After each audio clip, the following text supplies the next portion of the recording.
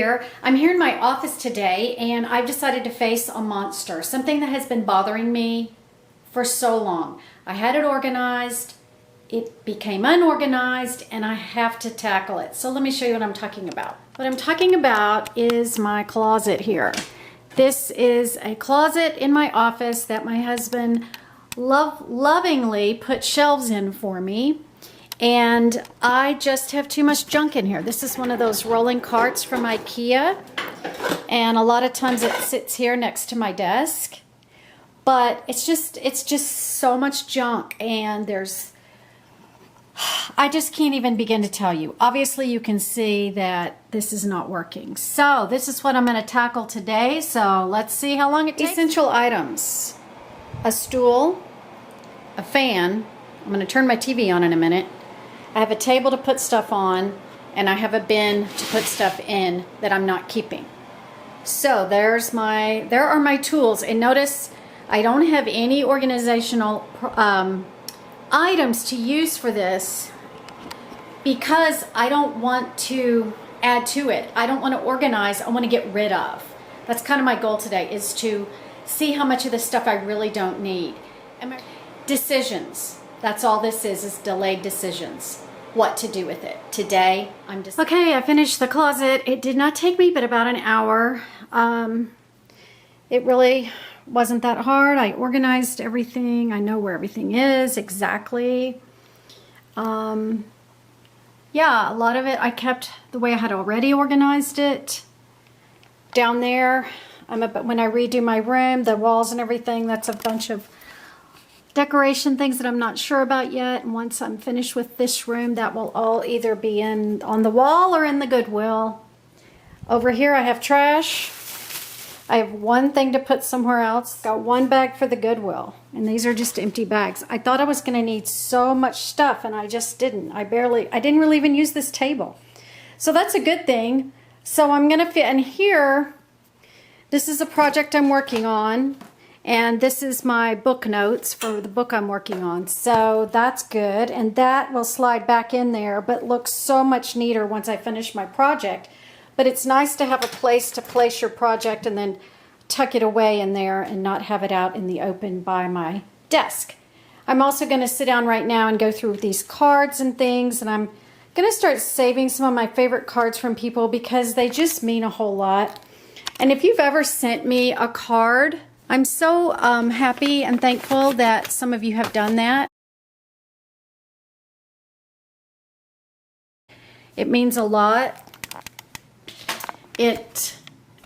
It helps me to put a face to a name, and that helps a lot. So if you care to drop me a line, don't just put your real name, also put your channel name, so that, or your YouTube name where you comment, the name you put for comments. That way I know exactly who you are. And I'm still thinking about having a meetup. I mean, I was going to have a meetup last spring, and I just never could, and it just never, I just never did it. So I'm thinking of having one, but now it's so hot, we'd have to meet inside. I kind of wanted to meet at Vintage Park outside and sit in one of the outside restaurants, but we can meet inside somewhere. So if anyone lives in the Houston area and you would like to attend a meetup on maybe like a Sunday afternoon, leave it in the comments and just let me know. Otherwise, I hope you enjoyed this organizational project that I did, and if you want to see any other organizational projects that I've done, I'll link them below in the playlist in the bottom bar. And hopefully I'm going to attach it at the end with a card. Just learning how to do that, so we'll see how that goes. I just thought I'd do a quick video, True Confessions of a Planner. I have always been a list maker, always, since I was probably, well, when I first got married, I started making lists, grocery lists, things like that.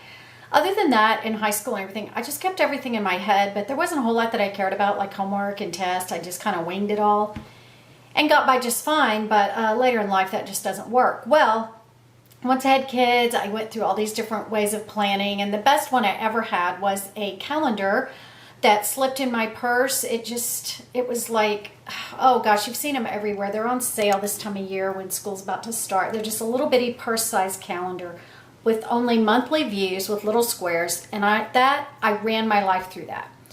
Then I started watching, and then, okay, all my kids are grown now, and I started watching YouTube, and I decided to work and do a bullet journal. Worked great, fantastic. That's my first one. Here's my second one. But over time, I became bored with the bullet journal only because I was watching other people plan with their big fancy planners. I decided to get a big fancy planner. And it is, I showed it to you, and I was so excited about it about a month ago, okay? It is the, I think it's called Me and My Big Ideas. This is the planner called Make Every Day Count. It's beautiful. I love it, okay? I was super excited. I got it in June for my birthday and had to wait till July to start using it. Flipped over the first week of July. I hate it. I hate it so bad. It's not me. It's too complicated. It's too, there's too much to look at. There's too many pages. It's too thick. It doesn't go in my purse. And I said I didn't really care if I carried it in my purse with me or not, but now I'm thinking I do care. I do like to have my planner in my purse because 2 times recently I've needed to make an appointment and I had no idea what I was doing in the next 2 weeks. I had no idea because I have oddball things. Everything's real oddball scheduling now. So anyway, I used it for a week. I went into my husband last night and I said, I can't do it. Or it was a couple of nights ago. And I said, I can't do it. And he said, do what? And I said, use my planner. And he said, the planner you were so excited about? And I said, yes. And he said, okay, pitch it. That's how he is. He doesn't let things, like I would have forced myself to keep using it because I spent money on it, you know. Now I did get 40% off, so it was probably $18, but still I wasted money, right? And I would have just forced myself to keep using it. And he said, get rid of it. What's the deal? So what? You bought the wrong thing. Get rid of it. I mean, I was just like, okay. I haven't gotten rid of it. I've saved it just in case I get some crazy thought that I want to use it again this year. But I changed back to something very similar to the bullet journal, but I think it's a good compromise. Boring. See, I had to decorate it myself. So boring. Well, I got a package of these notebooks for $5 at Home Goods. And it says, have the courage to make your dreams come true. It's just a beautiful little notebook. It's gold embossed, I hope you can see. And I'm going to show you how easy it is to use. And yes, it fits, as you can see, very thin in my purse. So rather than have days and you know, just all this stuff that, can't deal with that. This is so simple. It is the bullet journal ideas, but in a little bit prettier format than I've seen. And I am going to get some stickers and stuff out, but right now, this is my monthly view, everything I need to do in July, my goals, my brain dump, and then there's a whole week of July. So week 1 of July, week 2 of July, week 3 of July. You see, it's so simple. It's so easy, and that's what I'm going to use. So I jumped in on the planner bandwagon for about a week, and now I'm back to the bullet journal, and I love it. And I will link the video that started it below.